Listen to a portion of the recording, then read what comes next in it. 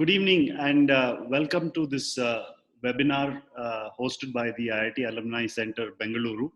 My name is Ashok Kamath, and today for the last 14 weeks, we've been having webinars that have been more technology and science oriented.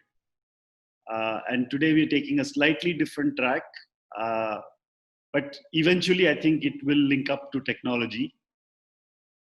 And our speakers today are people, Ajit Ranade, the chief economist at the Aditya Birla Group, is a distinguished alumnus of IIT Bombay, who went on to do a degree at IIM Ahmedabad and a PhD in economics from Brown University. And, and since then, he's been more devoted to economics, I suspect, though, with a slight bias towards technology as well. He will talk about economic growth, which we all desire, and inequality. We've seen and heard a lot about this in the media. Oxfam, for example, in a report that they published, said that the number of billionaires in India are so many, and every day between 2018 and 2022, we would be adding 70 new millionaires a day. These were the kind of stats that were projected by Oxfam. And you get to wonder at that point, what happens to the bottom half billion? And then you see that the numbers are very skewed. And then the question becomes whether it's desirable or not, and how do you address all of that? To help moderate Ajit's talk, we are fortunate to have Dr. Sudarshan Padmanabhan, teaches at IIT Madras in the Humanities and Social Sciences Department, and whose focus area is law, democracy, and ethics in the public sphere. It's a confluence of these three areas. And Sudarshan did his PhD from the University of Southern Florida. And after a short academic stint in the US, he came to Madras and has since been at IIT Madras. Ajit and Sudarshan have been working and conversing about this topic for some time. So when I talked to Ajit and said, who would you want to be as part of this team? He, without hesitation, said Sudarshan Padmanabhan. So here's both of them. The format we will follow is Ajit will speak for about 25 to 30 minutes. And then take some questions and have a little conversation with Sudarshan. And then after about 10 minutes of that, we will continue for another 25, 30 minutes and then questions again. All those who have questions, please put them only in the Q&A box. There is on Zoom, as you all know, there is also a chat box, but we don't monitor the chat. We monitor the Q&A box. So any questions that you really want an answer to, you have to put it in the Q&A box. Otherwise, it will go unanswered. So that's a key housekeeping point here. The second is, please do not request us for certificates, because you don't get a certificate just by attending a 1-hour webinar. So, forget that. I mean, we're not going to entertain such things. So, but historically over the webinars, we've seen several requests every day for certificates, for attendance certificate, but we don't have that. With that, I think I'll let Ajit take the floor and walk us through this exciting topic, economic growth and inequality. Ajit, over to you. Thank you, Ashok, and good evening or good afternoon, good morning to everybody. I don't know if people may be joining from other time zones. Thank you for inviting me. Thank you to you and I guess Professor Ashok Mishra as well, and the IIT Alumni Center, Bengaluru. So happy to be here today, and special thanks to my friend, Professor Sudarshan, who agreed very readily to come as a moderator. So the topic is fairly wide. It's on inequality and economic growth. If you just Google this, you will actually probably see hundreds of thousands of it. So it's a topic where there's much research, much commentary, much insight. So in today's session, I just want to capture some of the thoughts that came to me and what my understanding is. But before I do that, just to set it in context, of course, we are in the middle of this pandemic, and for the first time, probably in India's history, at least modern independent India's history, we are going to experience our economy shrinking. So we are talking about economic growth today, but our economy is actually going to shrink. I think for this, we measure growth every quarter. So April, May, June quarter, then July, August, September quarter, and so on. So we are in the middle of the July, August, September quarter. But the quarter that just ended, we are probably going to see a growth rate of minus 15%. That number will come out towards the end of August. We have never seen something like that for India. Growth contraction, economic contraction of 15%. And overall for this year, economic growth officially is probably going to be minus 6, minus 7%, which means that on average, every Indian household will have that much less money to spend, that much less purchasing power. So to talk about economic growth and inequality in this context, in the middle of a pandemic, may seem a little odd because it's not like our economic growth is doing well. But as you know, for at least for the last 20, 30 years since 1991, India's economic growth has expanded, has accelerated. Indeed, from an average of 3% per annum, we jumped to about 5%, I guess, before 1991 in the 1980s. And then the average growth rate went up to 7%. And for a short period in the early 2000s, from 2003 to 8 or 9, we actually recorded an average growth rate of 8 or 9%. We have also touched 10% over 1 year. So indeed, we have experienced accelerating economic growth. And so my context is that. What I just want to make clear that we are not going to discuss, often the concept of economic inequality is conflated or discussed in association with poverty. And that's not the topic for today. As you know, poverty is a definition which is based on basically like a nutrition-based definition. It's an absolute definition. A person is defined to be poor if you cannot even get a minimum calories intake to keep your body and soul together. So it's based on access to basic stuff like food, clothing, and shelter. And inequality, on the other hand, is defined about how income or wealth is distributed in society. So it's so poverty definition is based on the individual. Inequality definition is defined on a distribution. The poverty definition is in terms of a poverty line, and then we say what fraction of the population is below the poverty line. So it's measured as a percentage. Whereas income inequality is measured in terms of the gap between the rich and the poor. Poverty is an absolute concept, meaning it's universal. India, America, Europe, Africa, because it's based on how much nutrition, how many calories you need. So theoretically, it's theoretically only, it's possible to have zero poverty in a society, that is nobody under the poverty line, but still have high inequality. Think of a very rich country. Maybe Saudi Arabia. I'm not saying, it's a hypothetical, theoretical. So it's possible to have zero poverty and high inequality. And conversely, it is possible to have high poverty and low inequality. Think of a country like Cuba, let's say. But of course, these are extremes and perhaps these are just theoretical. Most countries lie in between. The World Bank defines extreme poverty to be living on less than $1.25 a day. It used to be $1 a day. Now it's a little more. I guess it's inflation correction. Very soon the definition may be $2 a day. The estimate of World Bank of India's poverty is about 12.5%. This is a number which is often debated, discussed. So I don't want to go into that debate. There is a huge debate about the poverty line, and there is no consensus. If you look at the official committee called the Rangarajan Committee, which was commissioned some time back, they estimated India's poverty rate to be 29% or 27%. This number, of course, hides a wide variation across different states of India and between rural and urban. For example, a state like Goa has a poverty ratio of less than 5%, whereas a state like Odisha could be 46, 47%.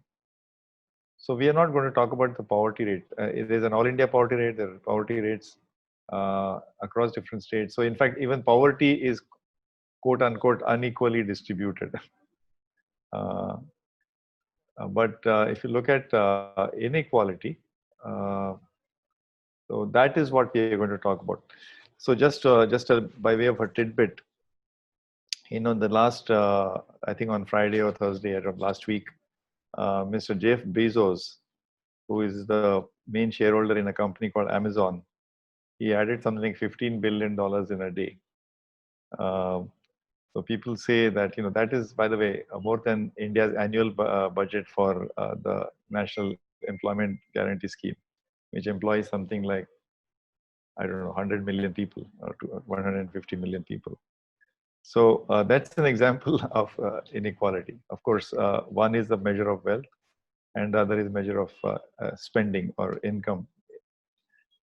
Just to give another example again from the stock market, a company called Tesla, in 5 trading sessions, every day it was adding something like $14 billion to its market value.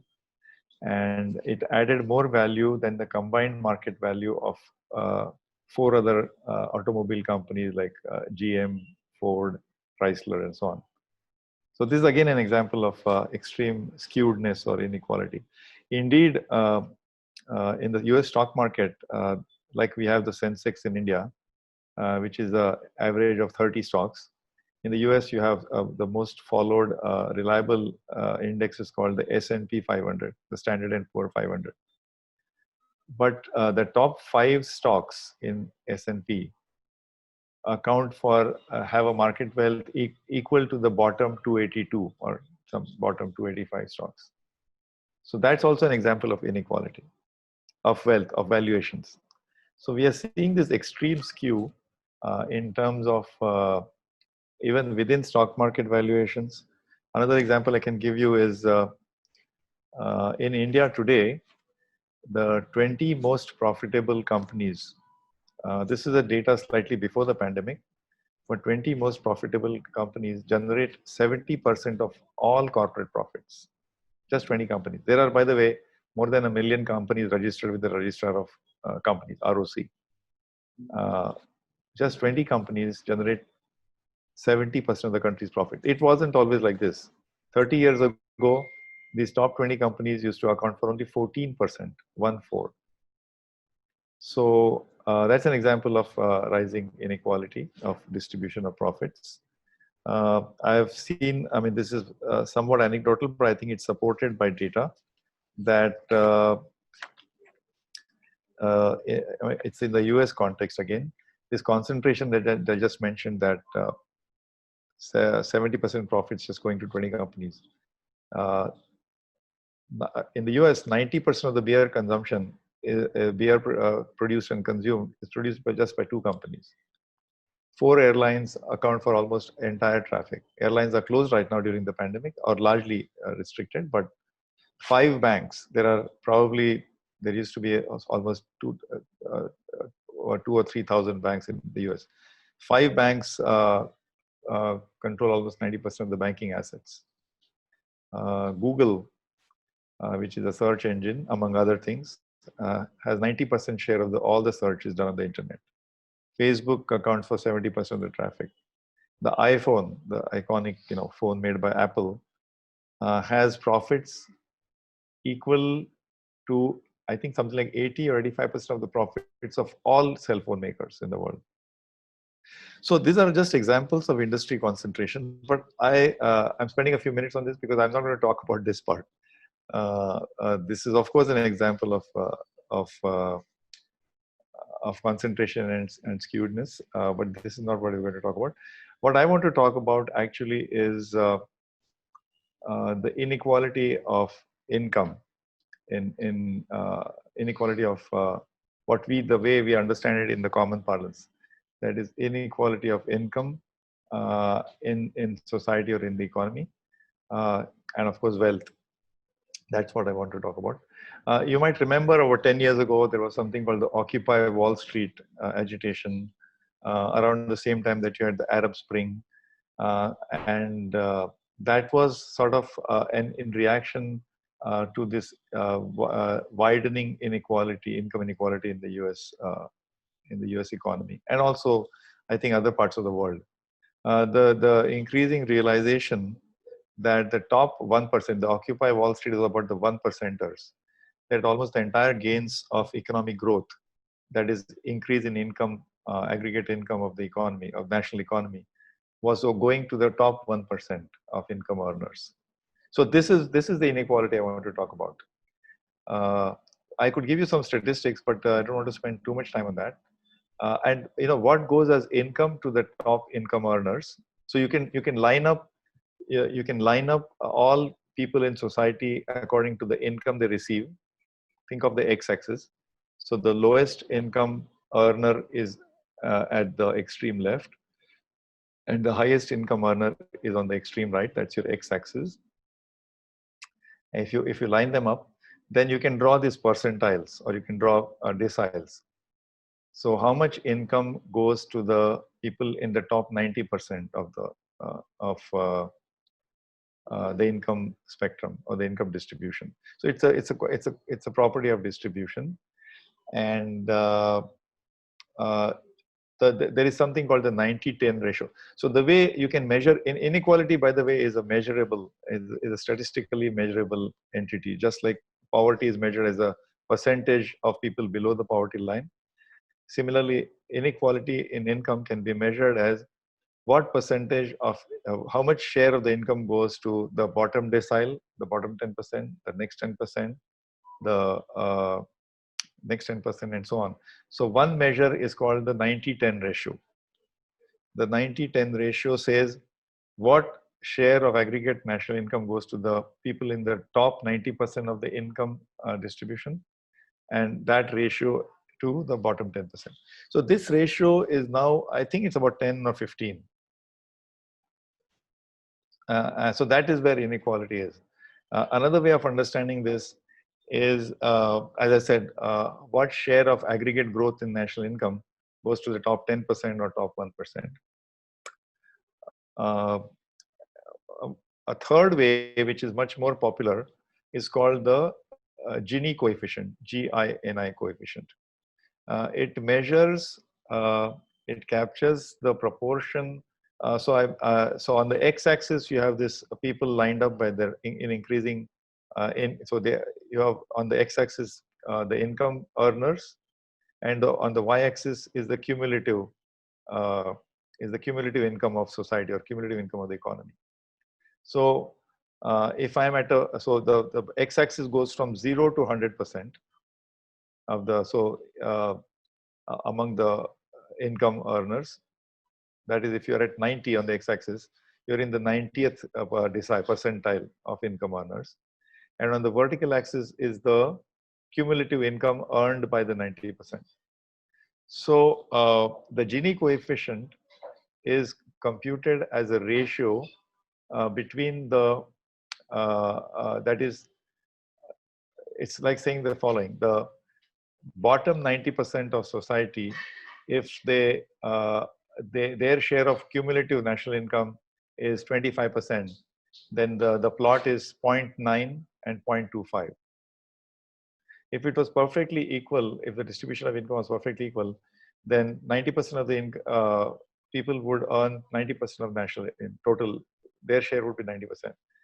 15% would earn 15% of the national income. So that the 45-degree line is the line of perfect equality, and the actual line will be a convex curve under the 45-degree line. And the Gini coefficient is the ratio between the gap between the perfect equality and the actual curve. I hope I'm making sense, because this is a very well-known concept, the Gini coefficient. So for India, the Gini coefficient for India has been rising. For India, it is measured as as I said, it's a statistical measure, and it's a number of a perfect equality would mean that the gap between the 45-degree line in this convex curve is 0. So a Gini coefficient of 0 means perfect equality. A Gini coefficient of 1 means perfect inequality. it means that 99.9% of the population earns zero of national income, and the last guy, the 100th percentile person, earns all the national income. So the curve would be not this convex curve, but a perfect right angle like this. So the actual Gini coefficient is a number between 0 and 1. For India, this number is something like 0.38. And it's been, for the last 15 years, it's been rising. It was 0.3, or it was 0.35, it's 0.38. So that tells us that income inequality has been rising. Okay.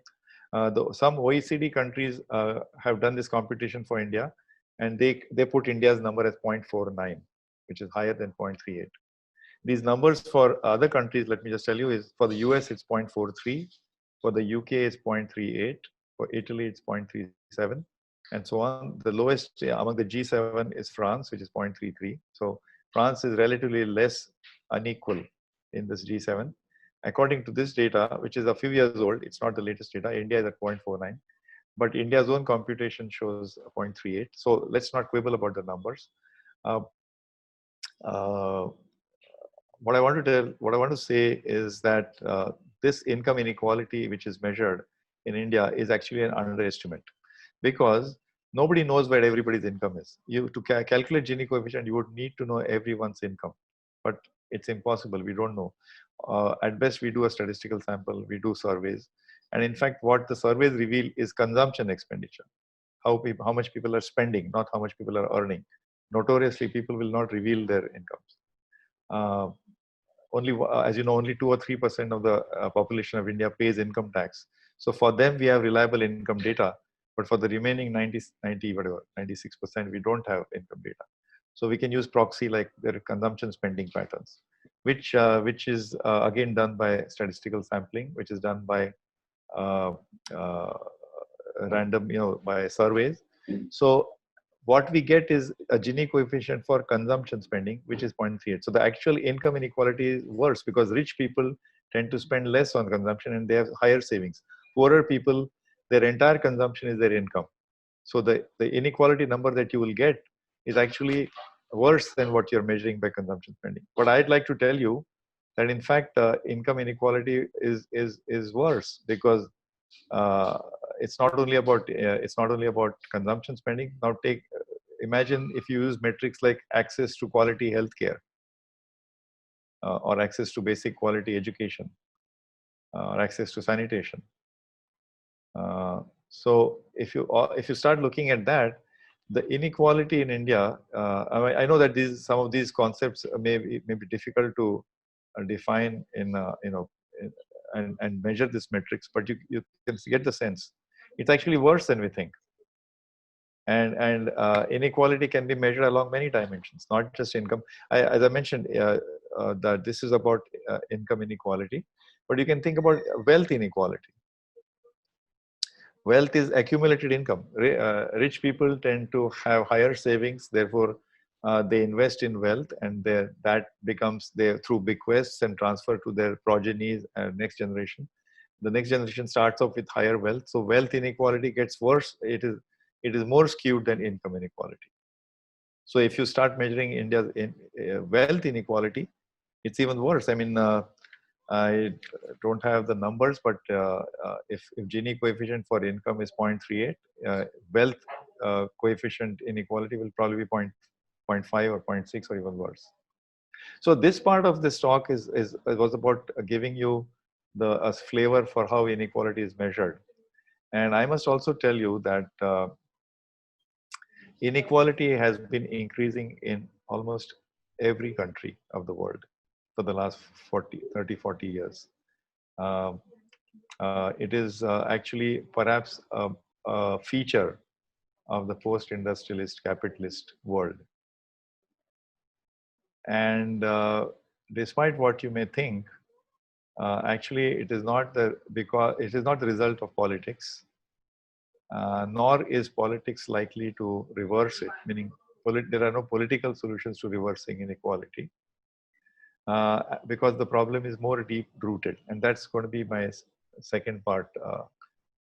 It's more deep-rooted, and it's generally more intractable, because inequality is an inevitable product of capitalist activity. As you can see, capitalism or free market economies is essentially about unshackling the entrepreneurial spirit, unshackling the potential of human beings, and in doing so, invariably you are going the ones with the most energy, the more entrepreneurial talent, are going to race ahead. In fact, so inequality, and the ones who are not as competent or who are not as will lag behind. The idea is that such an economy will generate economic growth. Everybody will gain, but the people who are ahead of the race will actually gain more, and people who are falling behind will gain, but not to the same extent. In fact, I just mentioned to you the inequality, the Gini graph. So imagine that if you look at the incomes of every decile, 10%, 20%, 30%, 90 percentile, and so on, and imagine that we have 6% or 7% GDP growth, or say whatever, people's income went up by 8% GDP growth. So if you apply 8% growth to every income decile, the 8% growth to a rich person is going to add many more rupees or dollars than the 8% at the lower incomes. So it's simple. It's almost exponential. So income inequality is going to get worse. So this is actually inequality is an inevitable product of economic growth, and expanding the equality of opportunity. You know, if you say let's make it a level playing field, let's expand economic opportunities available to people. This will only increase it, because some individuals and communities are better than others at exploiting the opportunities for economic development and advancement. This is a feature of capitalism. My talk is not about it's not about the political theory of capitalism, and I'll leave it to people like Professor Sudarshan and others. But so I'm just saying this is a feature, and so therefore we need to understand this and what it means. I just want to end this first part of the talk by saying that in 2016 you had President Trump tap into this I mean, the rise and the ultimate victory of President Trump in the election came as a big surprise, because a lot of pundits, a lot of the experts had not forecast, not predicted his victory. But it is said that he tapped into the so-called red states, or the Midwestern states, where incomes had been stagnating, where job losses were higher. These are the blue-collar workers. And these are the people who felt left behind. These are the people who were the, if I can say, victims of inequality. It's not the right word, but basically who felt the pain of rising inequality. There was a time when in 2000, just before the financial crisis of 2009, it was seen that 50%, 45 to 50% of all corporate profits were going only to Wall Street firms, financial firms, banks, investment banks, hedge funds, equity, private equity. So it is the rise of finance was actually, and therefore the rise of the on the East Coast, the rise of Wall Street. On the West Coast, the Silicon Valley, phenomenon I just mentioned to you, the phenomenal rise of Tesla or Amazon. So the income gains and the wealth gains were being, sucked by these extremes, or the very top layer of society, and the large middle class was feeling left behind. And by the way, this also has a social consequence that increasingly this kind of disproportionate gains tends to the social consequences, and the educational consequences are all the sort of so-called top talent from engineering schools like IITs, or maybe best engineering institutions, science institutions, or business schools. They get attracted, the best talent gets attracted and sucked into the financial firms, so that people who are doing the work of the factory, the shop floor, the nuts and bolts and widgets and so on, they are deprived of talent. But that's a separate phenomenon which perhaps we can dwell upon later. But I was just saying that in 2016, the rise of President Trump, who eventually became president, is linked to inequality. The Occupy Wall Street movement was in 2012, the one percenters, But not to forget, the more remarkable thing in 2016 was not the rise of Trump, was also the rise of a person called Bernie Sanders. Amazing rise, because Bernie Sanders, after I think after a very long time, perhaps after a century, was an example of a presidential candidate who rose almost with zero financial support, very little compared to his rival, Mrs. Clinton. But even so, he represented the rise of leftists or leftist ideology, and Trump was on the right.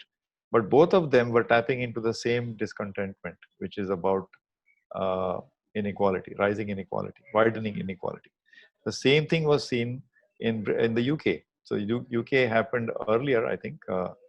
So the Brexit outcome also was unexpected, because even in before Brexit, not only the pundits and the experts, but even the punters got it wrong.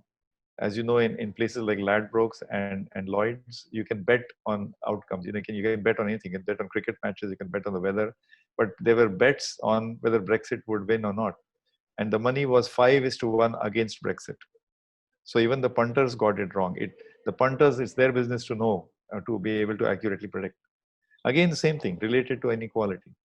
So inequality has been a potent social force, and we'll talk about what are the consequences of it. So maybe we should take a break at this stage and take a few questions or have a conversation. There are quite a few questions, Ajit. So shall we take the questions? Sure. Happy to, yeah. So there's a question about universal basic income. How does it help to address this inequality?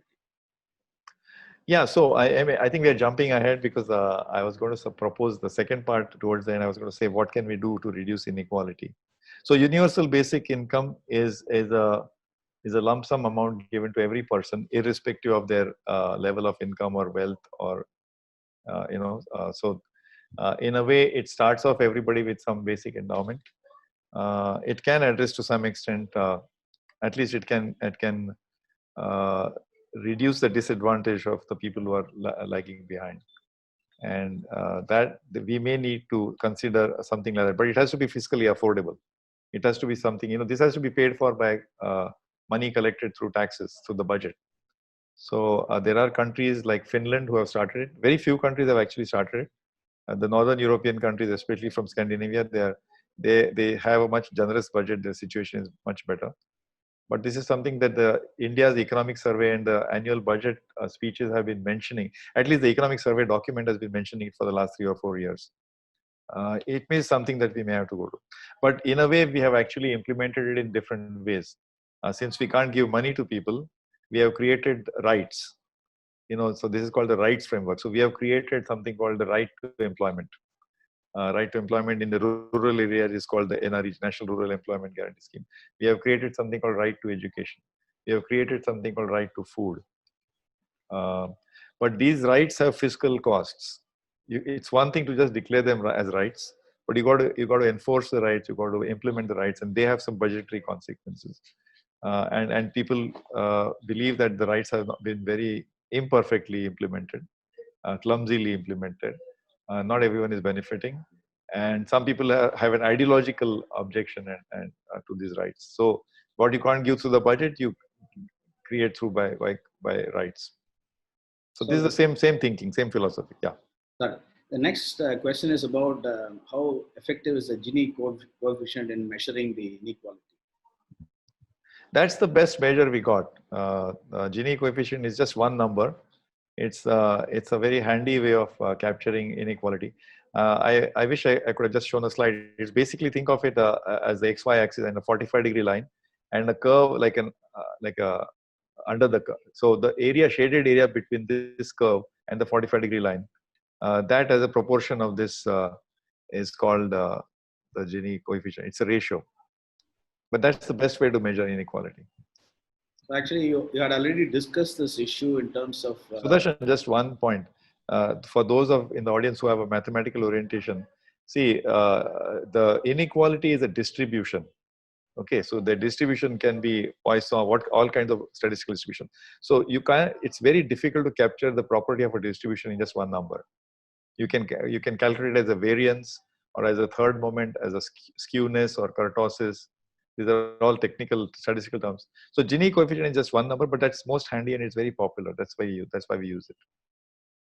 So like there are also questions about the inherent problems or the dynamics of capitalism, inequality as a character of the market, or the crony capitalism being the culmination of or default position of capitalism.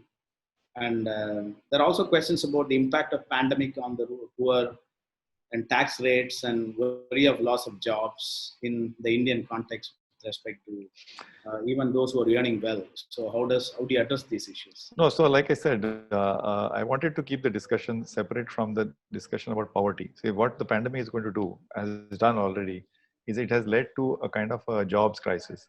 Massive increase.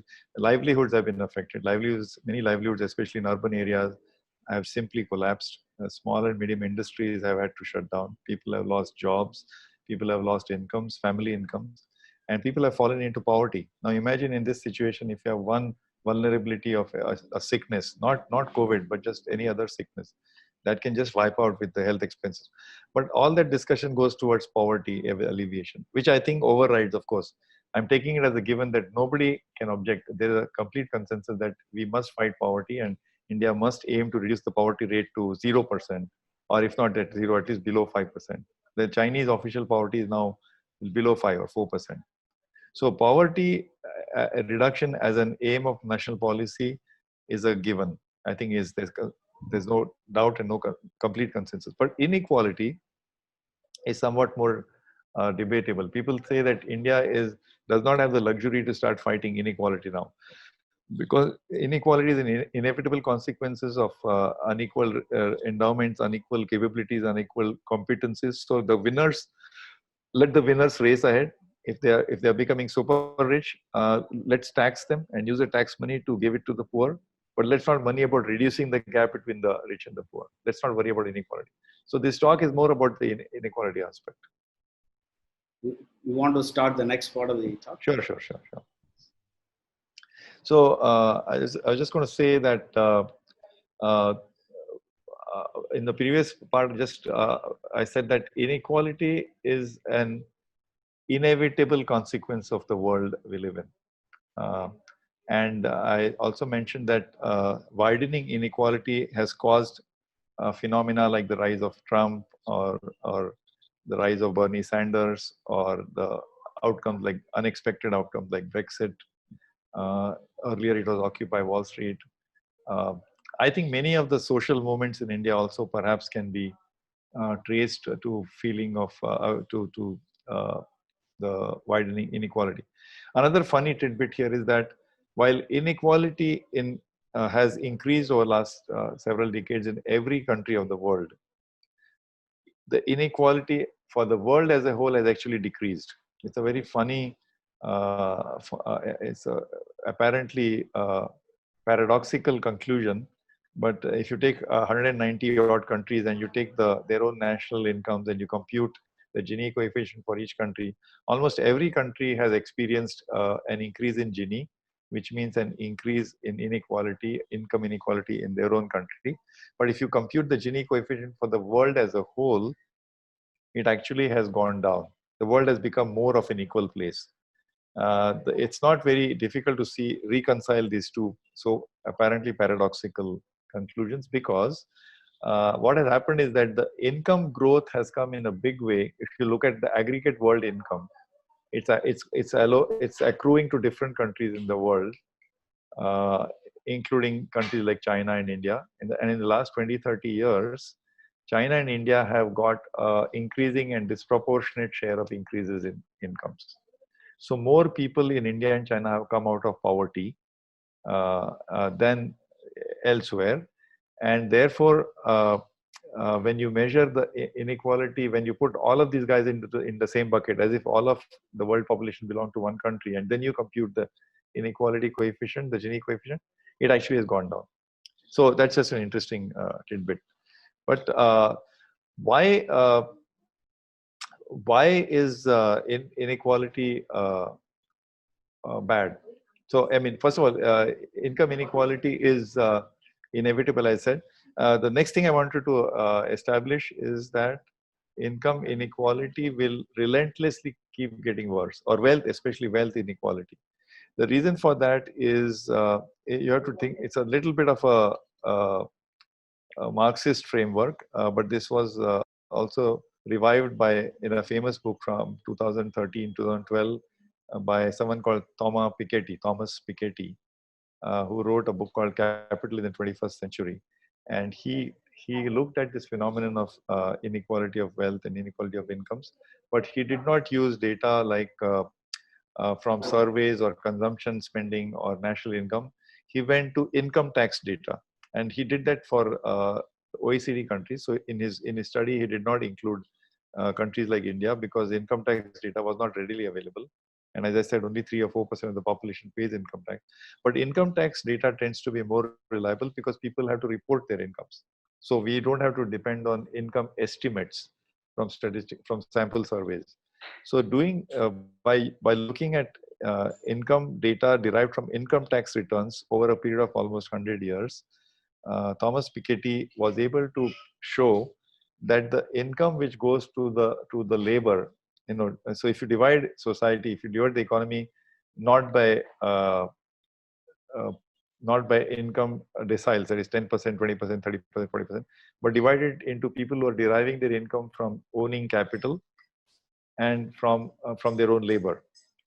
So the income derived to, so basically income that goes to labor and that accrues to labor, and income that accrues to capital. So it was seen that income, the returns to capital are higher than the growth rate of income in the aggregate economy.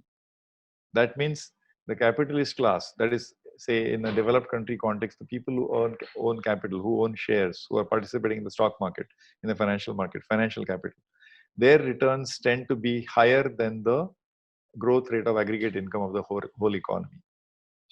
So this is the famous condition. Of course, there's much debate and much discussion on this fantastic book of Piketty, which is almost 1,000 pages. It's quite a magnum opus. But he established that if you have a situation where the returns to capital are higher than the growth rate of aggregate income. So the pie, imagine that the national economy pie is increasing, but in that pie, the slice which is owned by the capitalists, that is growing faster. So the share of income going to the capitalists is going faster. So this means, and capital ownership at the same time becomes more and more concentrated. I just gave you some statistics about business and profit concentration, but increasing concentration of capital ownership and wealth tends to, as I said, get transmitted through bequests and intergenerational transfers. So the capital ownership just keeps getting more and more skewed. So wealth inequality actually worsens. And this is the central insight, that inequality will just get worse. Income inequality, yes, and wealth inequality even more so. And contrary to the findings or popular insight, popular sort of wisdom of the 1940s, 50s, and until recently, until Piketty's work, the popular understanding was, yes, initially in a development, when a country develops, initially some sectors race far ahead. Let's say the IT sector of Bangalore, they become super rich earlier, but sooner or later they start buying houses, they employ masons and architects and then they have they access other services, consumer goods. So those industries start benefiting. So this is the trickle down theory, and sooner or later other sectors catch up. So this gap which was initially wide becomes narrower. That was the Kuznets hypothesis. Simon Kuznets, a Nobel Prize winning economist, had said that income in the course of development of an economy, income inequality gets worse and then it gets better. And then he pointed to countries like Scandinavian countries, Finland, Denmark, Sweden, and some other. And he was able to show that actually we need not worry about inequality, because initially it gets worse and then it gets better. But Thomas Piketty has actually, in fact, been able to demolish this hypothesis. He said what happened is that there were two big world wars which happened in the 20th century, World War I and World War II. which actually ended up destroying a large amount of capital. And since the capital stock shrunk, so the return to capital was rising, but the capital stock itself was destroyed. So that in wrongly was manifested as if the share of capital went down, therefore labor income and income inequality, post-World War inequality reduced after growth. If you correct for those two accidents of well, not accident, but events of 20th century, inequality has gotten just worse and worse and worse. And why is inequality? So I hope I have been able to persuade you that income inequality or wealth inequality is a feature, not a bug, is a feature of capitalism. But I'm going to now say that if it starts beyond a certain point, what starts happening is that it starts creating social instability. That is, as more and more people, so it creates insecurity to investments. It starts creating conditions, conditions which lead to decline in, say, law and order. It starts creating conditions where investors will become cautious, and risk-averse investors will try to cut back. And it can also lead to, of course, other things like communal tension, or other dimensions. And if that starts happening, then if more and more resources start going towards law and law enforcement and reduction in crime, so that actually at some point starts hurting economic growth. As investment falls, economic growth and income growth will fall. So you can trace that to inequality. I want to say that each society or each economy each have to decide at what stage does the inequality become unacceptable. Because you can't obviously have zero inequality, because that actually will kill all incentives. Because if you compulsorily have policies which will just equate everybody's income, that's just is completely anathema or incompatible with creating conditions for economic growth and entrepreneurship. The other extreme is that if you have such high extreme inequality that it creates conditions of crime, social instability, investor nervousness, risk aversion, that also will lead to kill entrepreneurship or kill new initiatives and investment, and therefore hurt economic growth. So we can see it is some kind of an inverted U.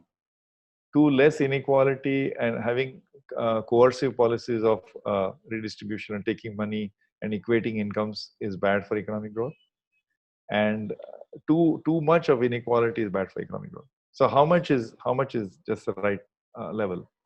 Now that there is no economics doesn't have an answer to this question. And conventional economic theory can tell you that free markets, competitive conditions, equality of opportunity create conditions for rising economic growth and rising incomes. Competition and economic reforms create conditions where you can maximize potential, maximize productivity, and you can have efficiency gains. You can have a more efficient way of if there is more competition. For example, if Indian after 1991, when we opened up the economy, Indian producers were exposed to competition from overseas, foreign competitors. That made Indian firms more efficient because of the competitive pressures. So efficiency gains, productivity gains, income gains, all that economic theory can explain. But economic theory cannot explain concepts like fairness and justice. This is beyond the domain of economics. That is, inequality is a consequence of economic growth, but economic theory is silent on how much is unfair, how much inequality is unfair. And that question can only be answered through a process of collective choice, or through a process of a political process of, we need to have policies which reflect the will of the people. So when I give examples of Brexit or the election of President Trump, that was a political process. This was a process by which we were able to elicit the public sentiment. This is not through the market process. This is not an economic process. This is not a competitive process. This is not. So the economics is silent about concepts of fairness and justice, but this is something that we need to be aware of, that uh, at some level we need to worry about how much inequality is too much. And as I've said, you can measure now, inequality in terms of income, of wealth, of equality of opportunity, of access to public goods like primary healthcare, primary education, even digital. We have to worry about the increasing digital divide in India. Even as we speak, we are connecting over the internet and data and so on, but almost 400 or 500 million people in India do not have access to high-speed data. In fact, I believe 400 million people are only 2G subscribers. So it is creating digital divide. People who have access to the digital resources, they're going to race ahead. So should we worry about it? But of course, these are the guys who are more creative. They're going to create more wealth, more values, and therefore more income, more perhaps jobs. And these jobs will eventually, some of them will go to the other people who are lagging behind, the so-called left off. But then at what point do we start worrying about inequality created by the digital divide? I also mentioned earlier, although I said I will not have much to say about it, but the increasing concentration of profits, the increasing concentration of ownership of businesses, the increasing concentration in sector after sector, industry after industry. Is that a good thing? By the way, when you have these levels of concentration, usually in a free market economy like the US, and to some extent in India as well, typically the test that is used is what is it doing for consumer welfare. That is, if this large companies, if I'm a Google user, if I'm getting to use my search for free. Now I know I'm touching topics which can lead to very big and deep discussions, so I don't want to go in that direction. But I'm just saying that the test that policymakers and regulators or competition authorities use is that they don't per se have to worry about large increasing in concentration and in ownership or profits. What is it doing? The test is always of consumer welfare. Are consumers getting better products at cheaper prices? If that is so, it passes. Getting free data service or free voice telephony, is that good for the welfare of the consumer? If yes, then we don't worry about concentration. So but at some point this is going to reflect in the inequality that I just described in the earlier part, and we will have to be facing these issues. I also want to say something about the fact that inequality has a way of perpetuating as well. That is to say, it used to be believed that even if you are at the lower income ladder, so long as you are given the opportunity, you can rise to the top. But what tends to happen is that the people who are in the lower income categories, they also have access to poorer quality schools, poorer quality education, poorer quality food, maybe unhealthy food. They eat more, starchy food or less nutritious food. So in a way that feeds into the human capital formation of their next generation. Imagine a hutman dweller by the living, in a slum or near the highway, and the little infants and children who have to inhale petrol and diesel fumes or lead content. It's going to affect their brain. So their brain development is going to be arrested or is going to be slower right from a very early childhood. So if the competitive economy is going to reward people on the basis of IQ and competitive exams and entrance exams, they will never stand a chance. So they will remain. on the lower inequality ladder, and their children in turn will also. So this element of perpetuating of this inequality is also a feature. I mean, this is the way the competitive process works. That's one more reason why we need to pay special attention to inequality.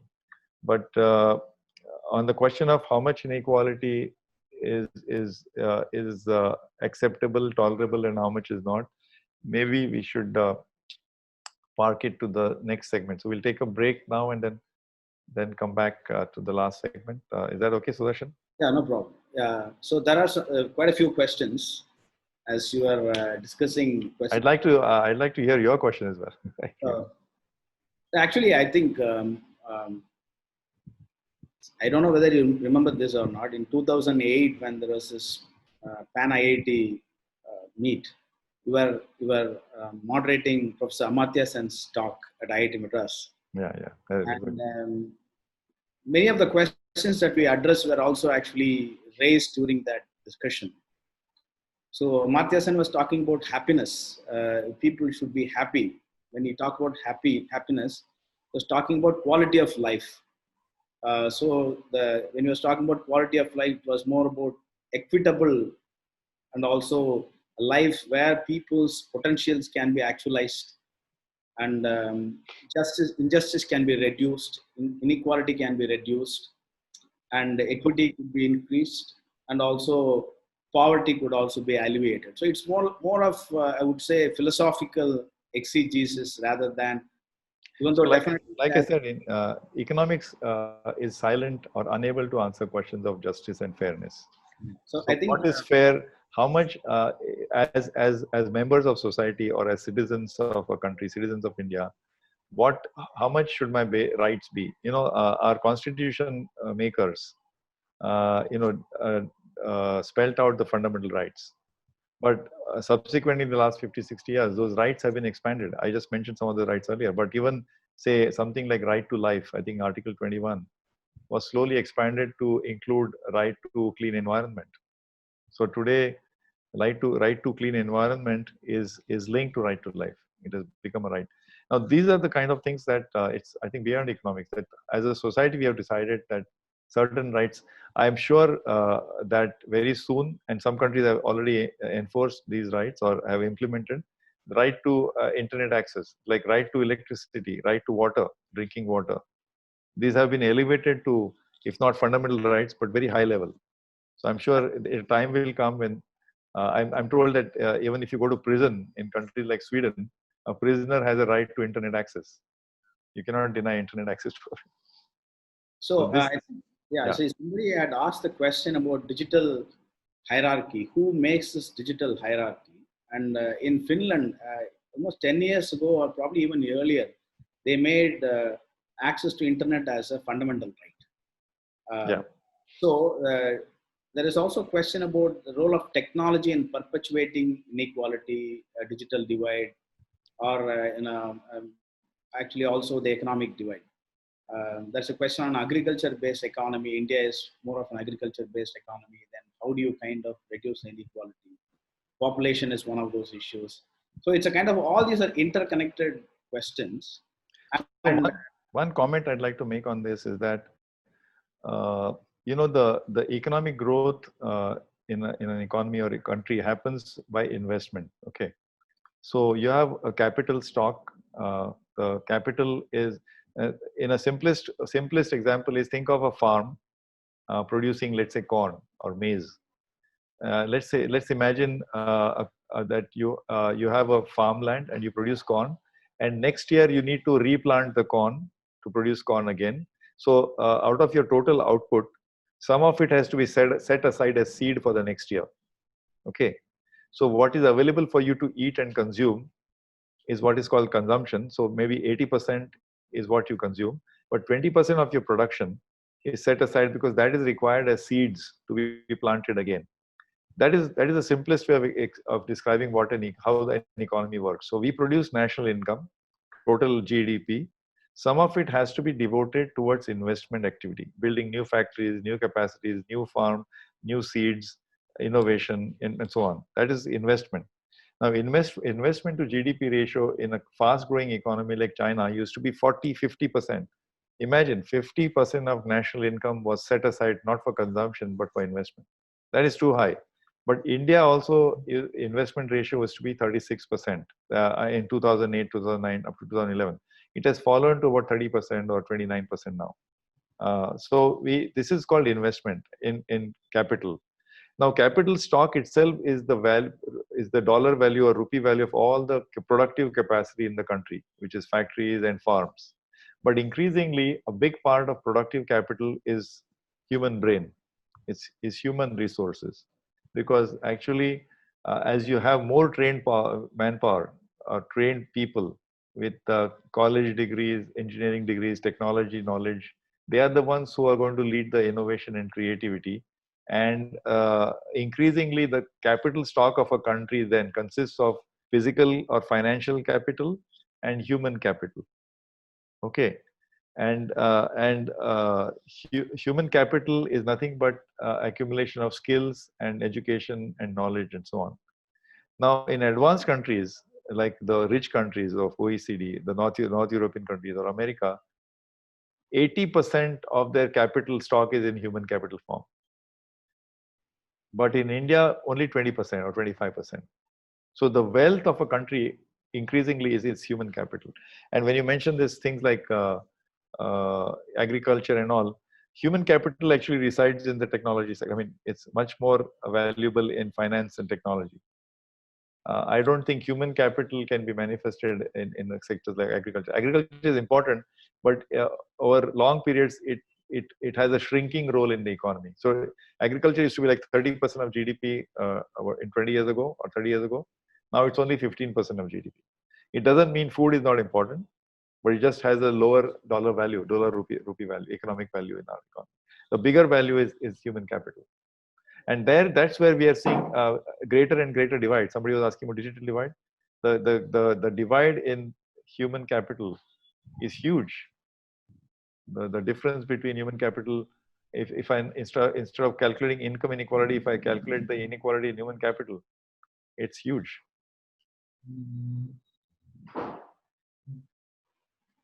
So can we go to the next segment then? Sure.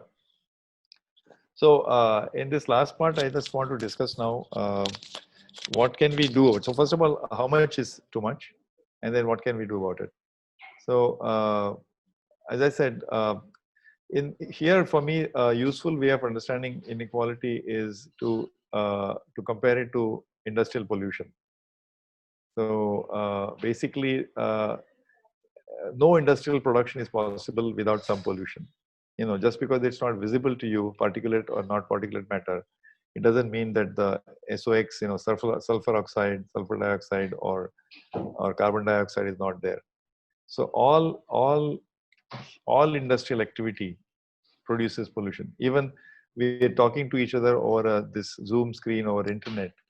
Everything is working on electricity. But this electricity is made possible because we are burning coal somewhere. I mean, of course, we are trying to make electricity using, let's say, solar or wind energy. But even to make solar energy, you need to make those aluminum, solar panels or those batteries.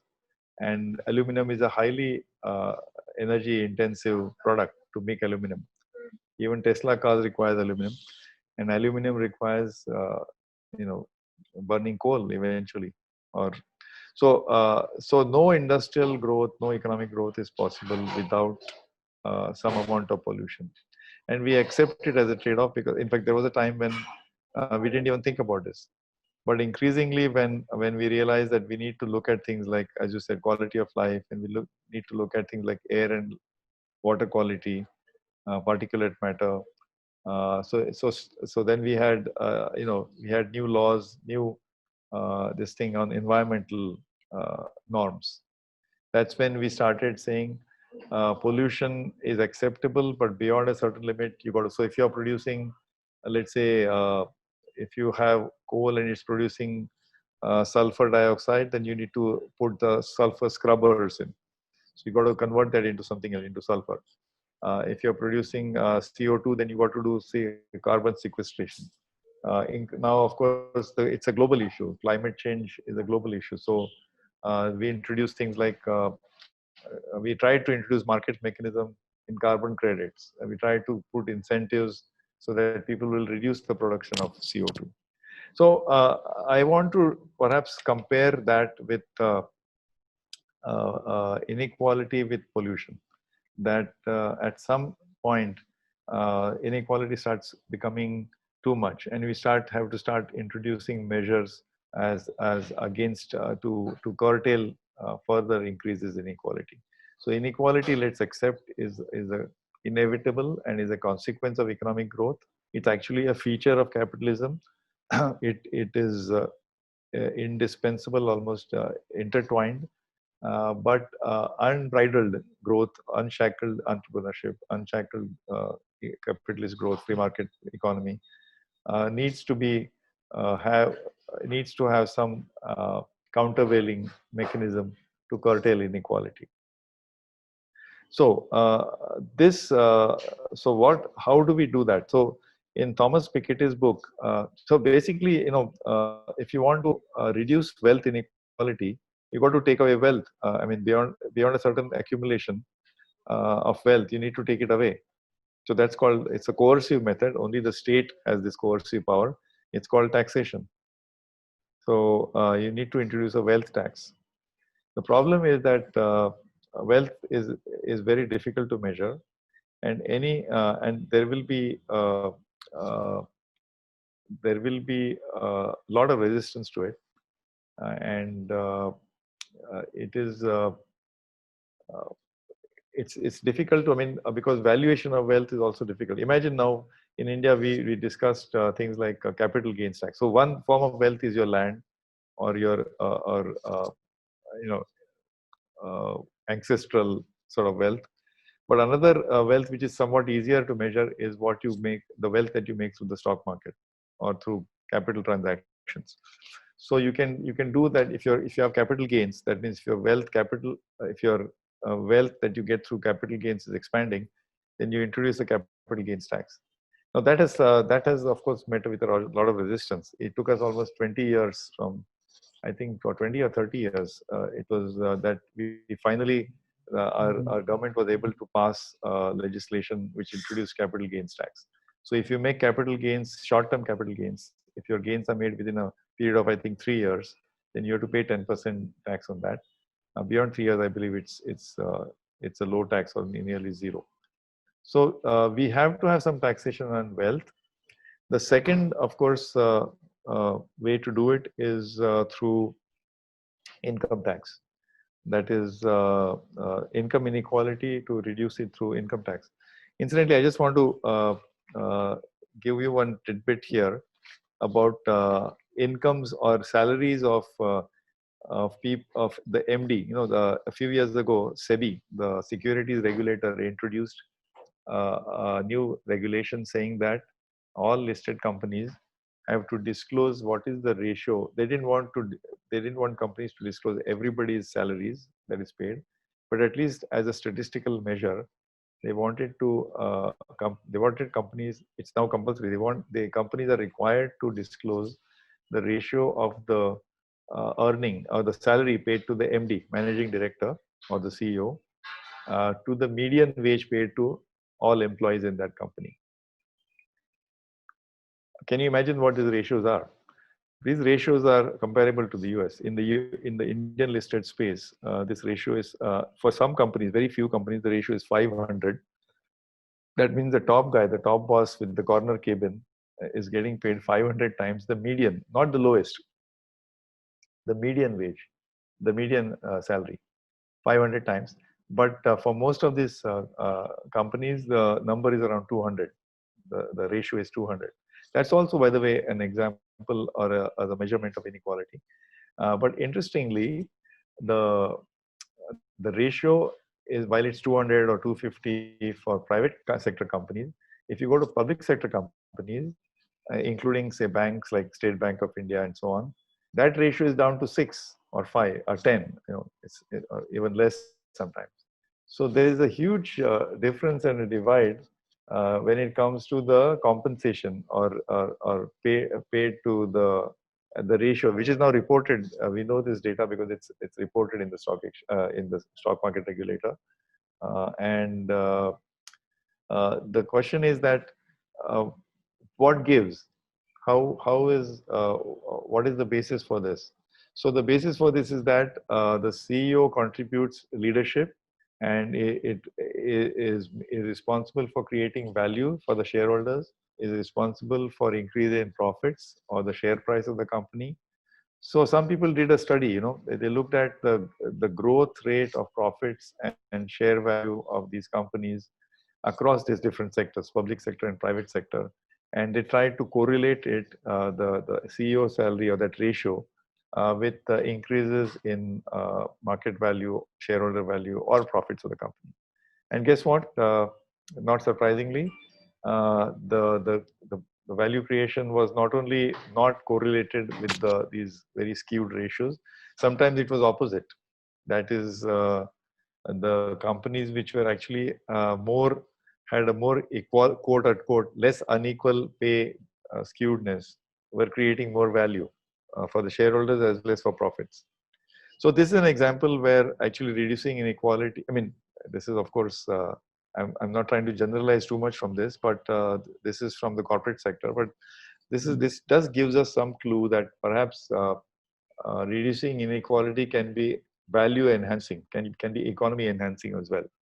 So I would suggest that we agree that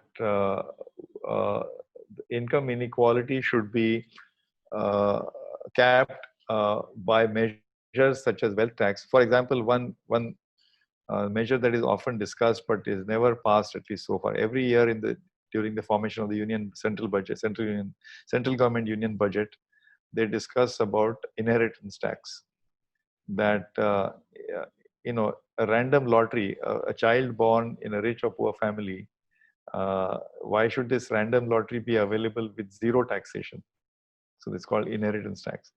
So it gets shot down because they say that a lot of households and families have ancestral property. If you try to tax it, it has to be broken up. It has to be liquidated because often these families have the value of the house that they own in prime locations in cities is of great value, but it's not encashable. So if you start taxing it, they'll be forced to liquidate their property or divide up their property. So for various reasons, inheritance tax is an idea which doesn't fly. Wealth tax, it's funny because Mumbai, the city where I live, has one of probably the most expensive real estate. I mean, forget about the pandemic for the time being and the slump in real estate, but the real estate in Mumbai is like gold mine. But if you look at the wealth, the property tax collected on buildings in Mumbai, it's minuscule. It goes to the municipal corporation. The municipal corporation, the collection from wealth taxes or property taxes is very, very low. In fact, not too long ago, the Mumbai Municipal Corporation, the major source of income was not wealth tax on property, which is what it should be, but was on something archaic called the octroi, which is from the times of Aurangzeb, which is a tax on vehicles entering the city either through road or by rail or by sea. Of course, the octroi thankfully got discontinued. I mean, octroi was notoriously prone to corruption, intrigue, all kinds of trickery. So it was as part of the GST bargain, the goods and services taxes, octroi was removed. So now the city doesn't have a reliable source of income except the GST share that comes to the state and eventually comes to the city. But I'm saying that what really logically, as you know, in developed countries, the logical source of income to run cities, and city governments are our first line of interface with government. In our daily lives, our interface is not with the central government in Delhi. In our daily lives, we don't interface with even the state governments, state secretariats. Our daily lives interface is much more with the municipality or the panchayat, the village council. And they have the poorest of taxing authority. They have also absolutely, their tax autonomy is very, very low. So I'm saying ideally, cities should at least be able to tax the wealth that is in the form of property, landed property.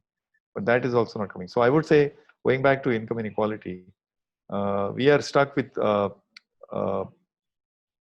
second best solutions like income tax.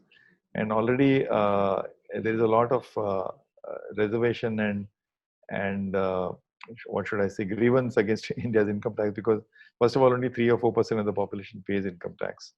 And a lot of people, and invariably it's the salary earners and so-called middle class, although they're not really middle class. So there is a lot of resistance, and so any suggestion of increasing income tax will be you know will be met with horror. That is, how can you even think of it? So we have gone to the third best solution, which is we have introduced a transaction tax called GST. And unfortunately, GST is a transaction tax. That is, it is like every transaction you pay. It does not depend on whether it's a rich or poor person paying involved in the transaction. So for example, if you buy a masala dosa for 100 rupees and if the GST is 18 rupees, the 18 rupees is paid whether you are in the lowest decile of the income spectrum or the highest decile. So the GST taxation is efficient in terms of tax collection. It is efficient, at least in theory, because it removes tax leakages to a large extent. It's electronic, but it is actually it can actually lead to more inequality. Unfortunately, this is the form of taxation which is called indirect taxation.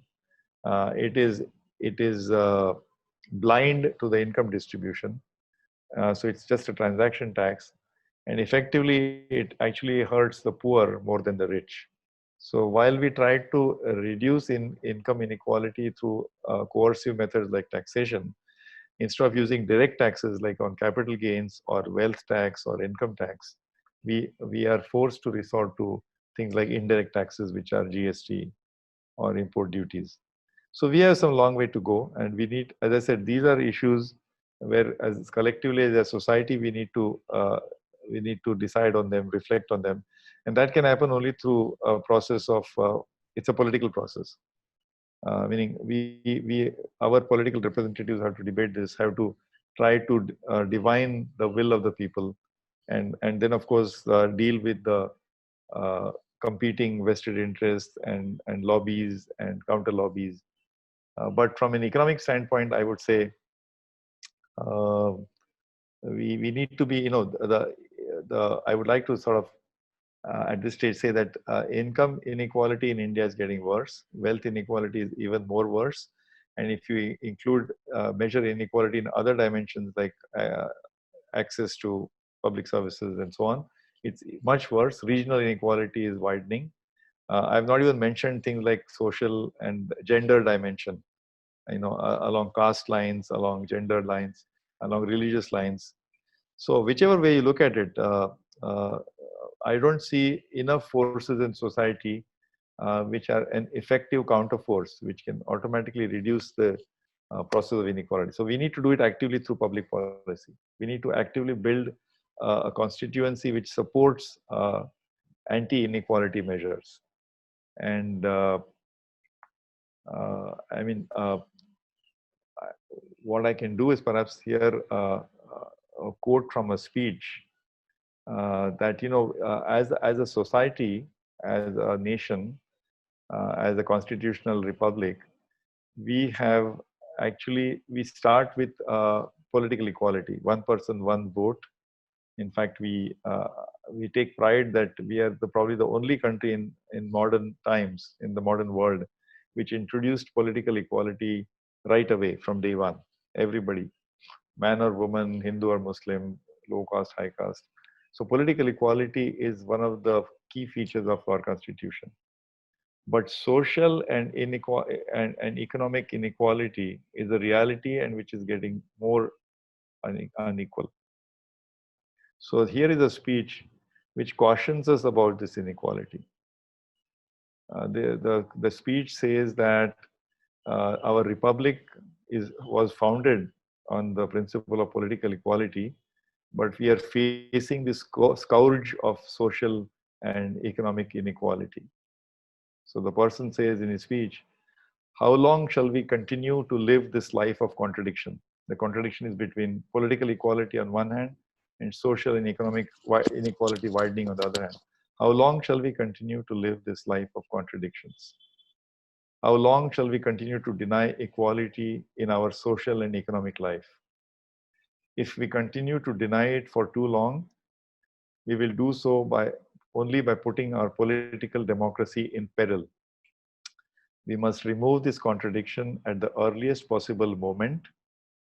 We must remove this contradiction of political equality and social economic inequality. We should remove this contradiction at the earliest possible moment, or else those who suffer from this inequality will blow up the structure of political democracy, which we have laboriously built. They will just blow up the edifice. This speech, by the way, was made on November 26, 1949. This speech was made more than 20 years before the first incident of Naxalite movement started in Naxalbari, 1968. 20 years before that. Prophetic statement made in the Constituent Assembly by Dr. Ambedkar. So it's not, it's not like it is a new thing. It's not like I'm saying anything new, but we really as a society need to reflect how we think about inequality and its dynamics and what public policy can do to address and reverse it. We have so many examples from the rest of the world, and therefore I think, so maybe I'll conclude here, and if there are any closing remarks or questions, we can take that. Thank you, Ajit. So very apt words from the last speech of the Constituent Assembly given by the chairman of the drafting committee, and where he also talks about saying that this is actually the speech where he talks about for the people, of the people, by the people, and paraphrasing Abraham Lincoln. And that speech also, he kind of refers to, if the Constitution is not for the people, then the people will actually throw the Constitution away. So that's right. It's kind of fantastic last speech by Ambedkar before he kind of concludes the. So Sudarshan, I didn't want of course we can have a separate discussion on the compatibility of democracy and capitalism. So, but that gets into political theory, and I just wanted to focus on this narrow issue of inequality, whether measured by income or wealth. But the fact is that in India, we don't only have income inequality, we have very deep social inequality as well.